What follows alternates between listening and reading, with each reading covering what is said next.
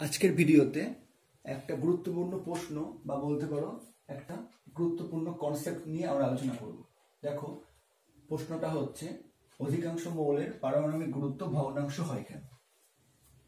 যেমন তোমরা অঙ্ক করতে গিয়ে শুধুমাত্র দেখেছো যে ক্লোরিনের পারমাণবিক গুরুত্বই ভগ্নাংশ হয়েছে 35.5, কিন্তু বাস্তবে আমরা যখন কার্বনের পারমাণবিক গুরুত্ব লিখছি 12, এটা কিন্তু একদম 12 নয়, 12.011, বা আমরা যখন নাইট্রোজেনের পারমাণবিক গুরুত্ব লিখছি 14, এটা কিন্তু একদম 14 নয়, 14.007, বা যেমন হাইড্রোজেনের পারমাণবিক গুরুত্ব আগে দেখেছো 1.008011। তো তার মানে আমরা কিন্তু বেশিরভাগ মৌলের পারমাণবিক গুরুত্ব ভগ্নাংশ হওয়া সত্ত্বেও আমাদের হিসাবের সুবিধার জন্য আমরা এই মানগুলোকে ভগ্নাংশে না নিয়ে পূর্ণ সংখ্যায় প্রকাশ করছি। যেমন কার্বনের ক্ষেত্রে 12.011 না নিয়ে আমরা শুধু 12 হিসেবে প্রকাশ করছি। নাইট্রোজেনের ক্ষেত্রে 14.007 হিসেবে প্রকাশ না করে আমরা শুধু 14 হিসেবে প্রকাশ করছি। আর হাইড্রোজেনের ক্ষেত্রে এত বড় সংখ্যা না নিয়ে আমরা শুধুমাত্র 1 হিসেবে প্রকাশ করছি। কিন্তু বাস্তবে দেখা যায় যে অধিকাংশ মৌলেরই কিন্তু পারমাণবিক গুরুত্ব ভগ্নাংশ হয়, পূর্ণ সংখ্যা হয় না, বা বলতে পারো পূর্ণ সংখ্যার কাছাকাছি হতে পারে। এবার প্রশ্ন হচ্ছে যেরকম হওয়ার কারণ কি। প্রথমে আমরা যেটা ব্যাখ্যা করতে হয় তাহলে আমরা এভাবে ব্যাখ্যা করতে পারবো যে প্রকৃতিতে অধিকাংশ মৌলই একাধিক আইসোটোপের মিশ্রণ হিসাবে বর্তমান থাকে। তো আইসোটোপের মিশ্রণ কথার মানে হচ্ছে প্রকৃতিতে কোনো একটা মৌলের 2, 3 বা তার বেশি সংখ্যক আইসোটোপ থাকতে পারে। এবার কোনো মৌলের পারমাণবিক ভর বা পারমাণবিক গুরুত্ব হলো ওই আইসোটোপগুলো যে বিভিন্ন অনুপাতে আছে সেই আইসোটোপগুলোর পারমাণবিক ভর বা পারমাণবিক গুরুত্বের গড়। অর্থাৎ কোনো মৌলের যদি গড় পারমাণবিক গুরুত্ব নির্ণয় করা যায় তাহলে দেখা যাবে সেই গড় সংখ্যাটা পূর্ণ সংখ্যা না হয়ে অধিকাংশ ক্ষেত্রেই ভগ্নাংশ হচ্ছে। সেই জন্য আমরা বলতে পারি যে অধিকাংশ মৌলেরই পারমাণবিক গুরুত্ব ভগ্নাংশ হয়। এবার এটাকে যে বললাম আমি যে গড় পারমাণবিক গুরুত্ব ভগ্নাংশ হয়, এবার গড় পারমাণবিক গুরুত্ব নির্ণয়ের পদ্ধতি কি সেটা প্রথমে বুঝে নিই। ধরে নাও X একটা মৌল, এর 3টা আইসোটোপ আছে, XAB, XCD এবং XEF। ধরলাম X একটা মৌল, এর 3টে আইসোটোপ আছে, XAB, XCD, XEF। এবার যদি ধরে নিই এই মৌলের মোট পরিমাণ কত প্রকৃতিতে 100%, মানে এটা একটা মৌল, তাই এই 3টা আইসোটোপের মিলিয়ে মোট পরিমাণ কত হওয়া উচিত 100%। ধরলাম এই আইসোটোপটা XAB টা 30% আছে প্রকৃতিতে, এই আইসোটোপটা 40% আছে। তার মানে যে EF আইসোটোপ সেটা কত পরিমাণে থাকবে, 100 থেকে বিয়োগ করে নিই, 40 আর 30 70 হয়ে গেছে, তার মানে এটা কত থাকবে 30%। অর্থাৎ যখন আমরা কোনো একটা মৌলের আইসোটোপ সম্বন্ধে পড়ছি, যেমন তোমরা ইতিমধ্যেই পড়েছো যে হাইড্রোজেনের 3টে আইসোটোপ আছে, H11, H12 আর H13। তার মানে এই 3টা হাইড্রোজেনের এই 3টে আইসোটোপ মিলিয়ে মোট হাইড্রোজেনের পরিমাণ কত প্রকৃতিতে 100%। তো আমি এরকম একটা উদাহরণ দিলাম যে এই 3টা ধরলাম X একটা মৌলের 3টা আইসোটোপ আছে, এই 3টা আইসোটোপের মোট পরিমাণ কত হবে 100%। তো আমি ধরে নিলাম যথাক্রমে এদের পরিমাণ প্রকৃতিতে 30%, 40% এবং 30%, তাহলে মোট 100% হচ্ছে। এবার X যে মৌলটা তার পারমাণবিক গুরুত্ব নির্ণয় করার পদ্ধতি কি। তো তার পারমাণবিক গুরুত্ব নির্ণয় করার পদ্ধতি হচ্ছে, অর্থাৎ আমরা যদি বলি যে X এর গড় পারমাণবিক ভর বা গড় পারমাণবিক গুরুত্ব তাহলে কত হবে। তো গড় পারমাণবিক গুরুত্ব কিভাবে বের করতে পারবো আমরা সেই নিয়মটা প্রথমে দেখে নাও। প্রথম আইসোটোপ XAB, এর ভর সংখ্যা কত B, এর ভর সংখ্যাকে কি দিয়ে গুণ করব, এর যে পার্সেন্টেজ সেটা দিয়ে গুণ করব, মানে 30 প্লাস। এবার সেকেন্ড যে আইসোটোপ XCD, তার ভর সংখ্যা কত D, একে আমি কত দিয়ে গুণ করব, এর যে পার্সেন্টেজ কত 40%, মানে একে 40 দিয়ে গুণ করব, প্লাস শেষ যে আইসোটোপ XEF, এর ভর সংখ্যা কত F, একে আমি কত দিয়ে গুণ করব, এই আইসোটোপের যে পার্সেন্টেজ প্রকৃতিতে 30% সেটা দিয়ে, অর্থাৎ 30 দিয়ে গুণ করব। এবার নিচে কি হবে, নিচে সবসময় 100ই হবে। কি করে হবে, এর জন্য 30, এর জন্য 40 আর এর জন্য 30, বা নিচে ডাইরেক্ট আমি 100 লিখতে পারি। এটা হিসেব করে যা আসবে সেটাই হয়ে যাবে X এর গড় পারমাণবিক গুরুত্ব। এবার এটা হচ্ছে একটা উদাহরণের মাধ্যমে দেখি। যেমন ক্লোরিনের দুটো আইসোটোপ প্রকৃতিতে বর্তমান আছে, একটা ক্লোরিন 1735 আর একটা ক্লোরিন 1737। এই আইসোটোপ দুটো প্রকৃতিতে কত পরিমাণে বর্তমান আছে? ক্লোরিন 1735 এই আইসোটোপটা বর্তমান আছে 75.4% হিসেবে, আর ক্লোরিন 1737 এই আইসোটোপটা বর্তমান আছে প্রকৃতিতে 24.6% হিসেবে। এবার তার মানে ক্লোরিনের গড় পারমাণবিক ভর কিভাবে নির্ণয় করব? এখানে যেভাবে বললাম, প্রথম আইসোটোপ অর্থাৎ Cl1735 এর ভর সংখ্যা কত? 35। একে কত দিয়ে গুণ করব? এটা প্রকৃতিতে যে ভগ্নাংশে বর্তমান আছে 75.4%, তাহলে এটাকে 75.4 দিয়ে গুণ করব। এবার প্লাস সেকেন্ড আইসোটোপ কোনটা? ক্লোরিন 1737 এর ভর সংখ্যা কত? 37 লিখলাম। এটা কত বা পার্সেন্টেজ আছে প্রকৃতিতে? 24.6%, তো এটাকে 24.6 দিয়ে গুণ করব। এবার হরে কত হবে? হরে টোটাল 100 হবে। কিভাবে? পার্সেন্টেজ গুলোকে যোগ করে দেব, 75.4 প্লাস 24.6। এটা করলে মোটামুটি কত আসবে? 3549.2 ভাগ চলে আসবে 100, তাহলে কত হবে? 35.492, যেটাকে আমরা প্রায় 35.5 হিসেবে লিখে থাকি। ঠিক আছে, তোমরা বুঝতে পেরেছো যে যে সমস্ত মৌলের আইসোটোপ থাকবে তাদের ক্ষেত্রে বা তাদের বেশিরভাগ ক্ষেত্রে দেখা যাবে যে গড় পারমাণবিক ভরটা ভগ্নাংশ হবে। সেই জন্যই অধিকাংশ মৌলের গড় পারমাণবিক গুরুত্ব ভগ্নাংশ হয়। আর এটা অনেক সময় এরকমও প্রশ্ন দেয় যে ক্লোরিনের পারমাণবিক গুরুত্ব ভগ্নাংশ হয় কেন? তখন তোমার কিন্তু এই জিনিসটা, এই পার্সেন্টেজটা একটু মনে রাখতে হবে। আর এটা দিয়ে কিন্তু অঙ্ক আছে, অঙ্কটা আমি নেক্সট ভিডিওতে একটা অঙ্ক কিভাবে করতে হবে আমি আলোচনা করে দিচ্ছি। এবার এখান থেকে আর কি পড়তে হবে?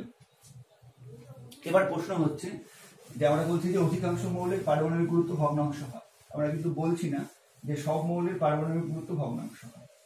তার মানে এমন কোনো কোনো মৌল থাকতে পারে যাদের পারমাণবিক গুরুত্ব ভগ্নাংশ নাও হতে পারে। তো সেটাই এখন প্রশ্ন যে হচ্ছে কোন ক্ষেত্রে বা কি ধরনের মৌলের ক্ষেত্রে পারমাণবিক গুরুত্ব ভগ্নাংশ হবে না। তো তার উত্তর হচ্ছে যে সমস্ত মৌলের কোনো আইসোটোপ নেই, যে সমস্ত মৌলের কোনো আইসোটোপ নেই সেই সমস্ত মৌলের পারমাণবিক গুরুত্ব ভগ্নাংশ হবে না। যেমন একটু উদাহরণ বলি, সোডিয়াম। আমরা জানি পরমাণু গঠন চ্যাপ্টারে তোমরা পড়েছো যে সোডিয়ামের কোনো আইসোটোপ নেই। তার মানে কি বলতে পারি? তার মানে সোডিয়ামের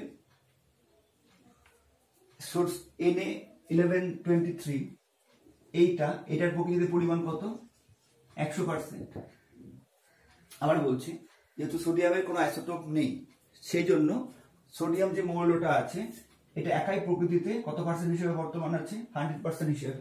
যদি এর কোনো আইসোটোপ থাকতো তাহলে 100%টা ভাগ হয়ে যেত, যেমন ক্লোরিনের ক্ষেত্রে হয়েছে, একটা 75.4 একটা 24.6%। কিন্তু যেহেতু সোডিয়ামের কোনো আইসোটোপ নেই তার মানে এই যে পার্টিকুলার মৌলটা এটাই প্রকৃতিতে 100% হিসেবে বর্তমান আছে।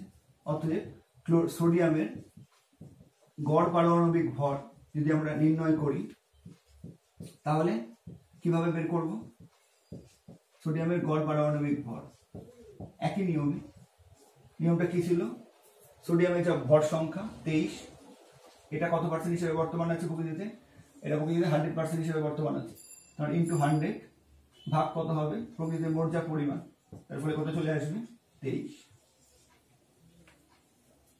অর্থাৎ যদি প্রশ্ন করা হয় যে কি ধরনের মৌলের ক্ষেত্রে পারমাণবিক গুরুত্ব ভগ্নাংশ হবে না, তার উত্তর কি হবে? যে সমস্ত মৌলের আইসোটোপ নেই বা একটা আইসোটোপই প্রকৃতিতে 100% হিসেবে বর্তমান আছে সেই ধরনের মৌলের ক্ষেত্রে পারমাণবিক গুরুত্ব বা পারমাণবিক ভর ভগ্নাংশ হয় না, সর্বদা পূর্ণ সংখ্যা হয়।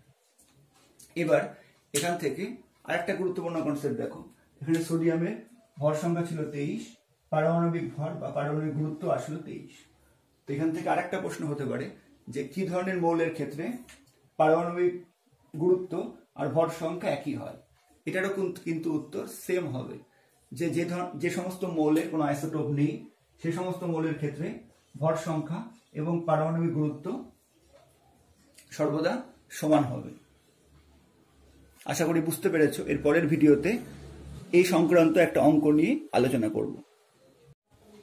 এবার পারমাণবিক গুরুত্ব সংক্রান্ত যে দুই প্রকার সম্ভাব্য অঙ্ক হতে পারে সেই দুটো সম্বন্ধে আলোচনা করছি। প্রথমটা দেখো বলেছে একটা মৌলের 4টা আইসোটোপের ভর সংখ্যাগুলো দিয়ে দিয়েছে 28, 30, 31, 32, আর ওই মৌলের 4টা আইসোটোপের প্রকৃতিতে পার্সেন্টেজ দিয়ে দিয়েছে 8%, 25%, 65% আর 2% বর্তমান আছে। মৌলটির পারমাণবিক গুরুত্ব নির্ণয় করতে দিয়েছে। এবার ঠিক করে খেয়াল করলে দেখো 8 + 25 33 + 65 98 + 2% 10, অর্থাৎ এই 4টা আইসোটোপের মোট পার্সেন্টেজ হচ্ছে 100%। যেটা আমি আগের ভিডিওতে বলেছিলাম যে কোনো মৌলের যতগুলো আইসোটোপ আছে তাদের মোট পার্সেন্টেজ কত হবে 100%। সেটা এই 4টা তুমি যোগ করলে বুঝতে পারছো। এবার এটা আমাকে ডাইরেক্ট অঙ্ক দিয়েছে, মৌলের পারমাণবিক গুরুত্ব বের করতে বলেছে। আগের ভিডিওতে যেভাবে লিখেছিলাম সেইভাবে একই রকম ভাবে আমি পারমাণবিক গুরুত্ব নির্ণয় করতে পারবো। তো প্রথমে এরকম লিখতে পারো যে আমরা জানি কোন মৌলের, ডাইরেক্ট অঙ্কটা না করে দিয়ে তুমি এইভাবে প্রথমে লিখতে পারো যে আমরা জানি কোন মৌলের পারমাণবিক গুরুত্ব হলো, কোন মৌলের পারমাণবিক গুরুত্ব হলো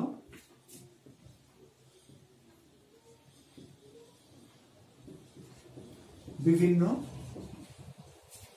অনুপাতে থাকা বা বিভিন্ন পরিমাণে থাকা ওই মৌলের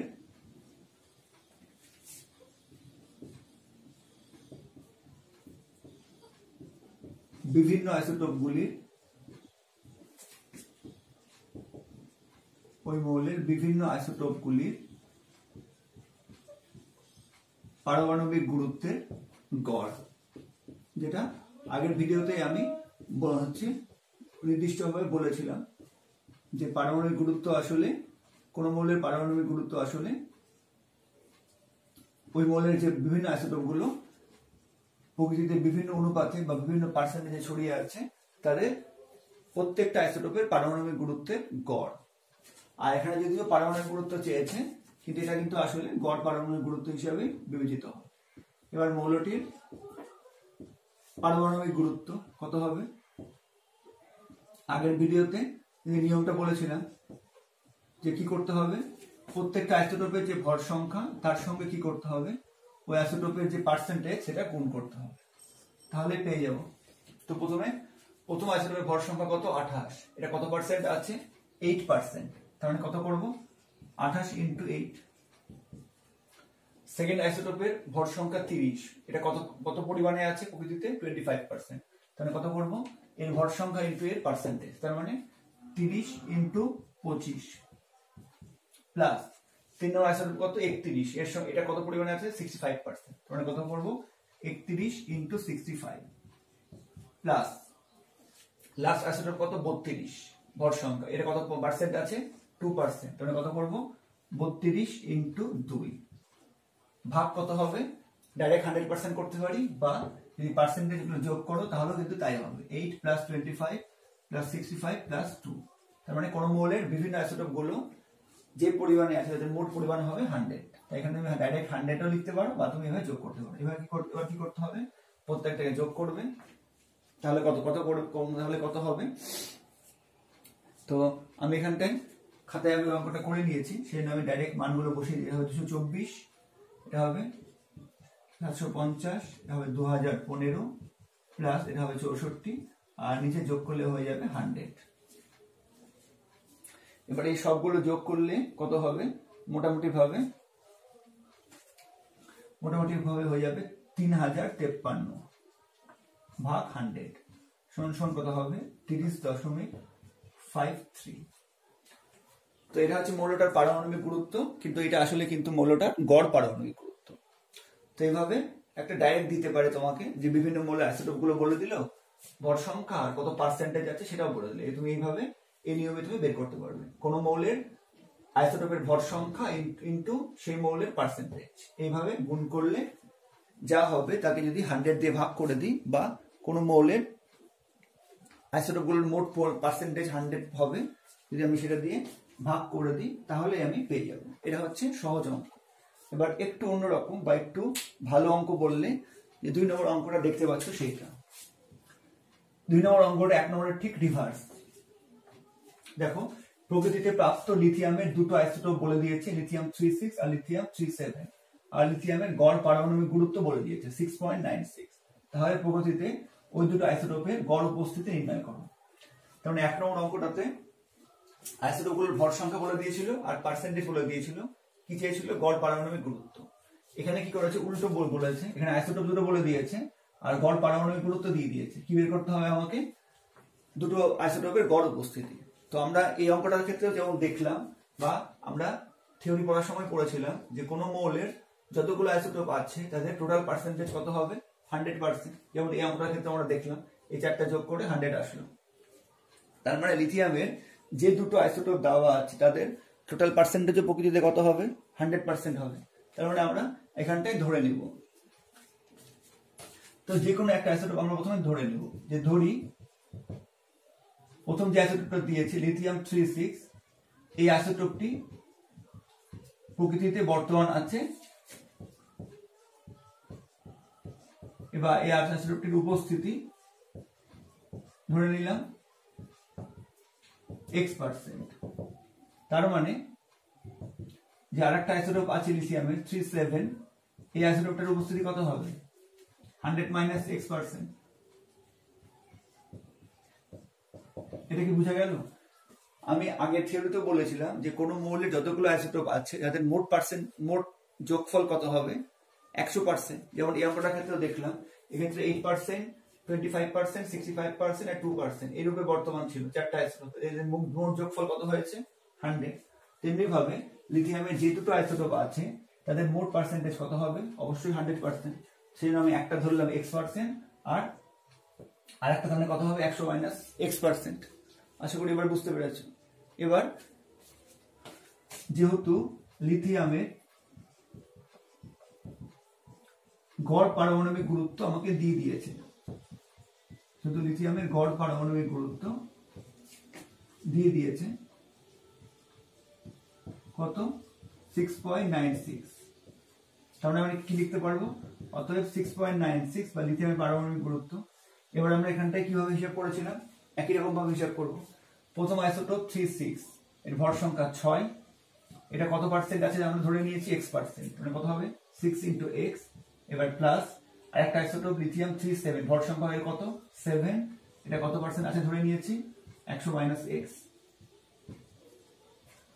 এবার কত দিয়ে ভাগ হবে, যে দুটো আইসোটোপ আছে তাদের যোগফল দিই, একটা x একটা 100 - x, যোগ করলে দেখো 100 আসবে। এবার এটাকে সলভ করলেই হয়ে যাবে। এটাকে সলভ করলে তাহলে কত হবে, এটা আগে করছি তাহলে ধরে নিচ্ছি এটা বাই 1 আছে, তাহলে 6x প্লাস কত হবে 700 - 7x, তাই তো ইকুয়াল টু কত হবে 6.96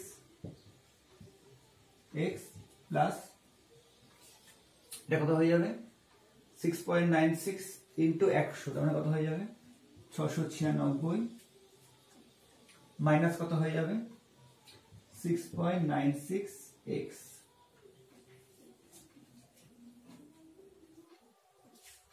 and 6.96 হবে। এবার হিসেব করি, তাহলে এদিকে কত হচ্ছে -7x প্লাস 6x, মানে -x প্লাস 700 ইকুয়াল টু কত হচ্ছে,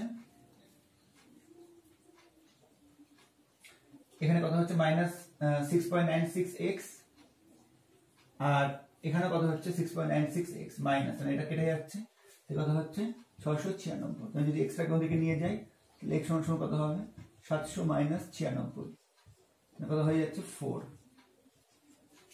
x সমান 4 পেয়ে গেছি। এবার উত্তর কি লিখবো, যে অতএব একদম লাস্টে লিখবো উত্তরটা, অতএব লিথিয়াম 36 আইসোটোপটির উপস্থিতি কত পার্সেন্ট হলো x4 এর, এটা কত হয়ে যাবে 4%। আর লিথিয়াম 37 আইসোটোপের উপস্থিতি কত হবে 100 - x, অর্থাৎ 100 - 4% দিয়ে কত হয়ে যাবে 96%। এটাই উত্তর হয়ে যাবে। লিথিয়ামের 36 এই আইসোটোপটা আছে 4% আর 37 এই আইসোটোপটা আছে 96%। এইভাবে আমরা বের করতে পারি। তো কনসেপ্ট কিন্তু একই, কিন্তু এরকম তোমাকে একবার ডাইরেক্টে বা কোনো কোনো ক্ষেত্রে তোমাকে রিভার্সে ফর্মে দিতে পারে। তো আশা করি এই দুটো অঙ্ক বুঝতে পেরেছো। বাড়িতে একবার না দেখে প্র্যাকটিস করো, যাতে এরকম অঙ্ক দিলে আর ভুল না হয়।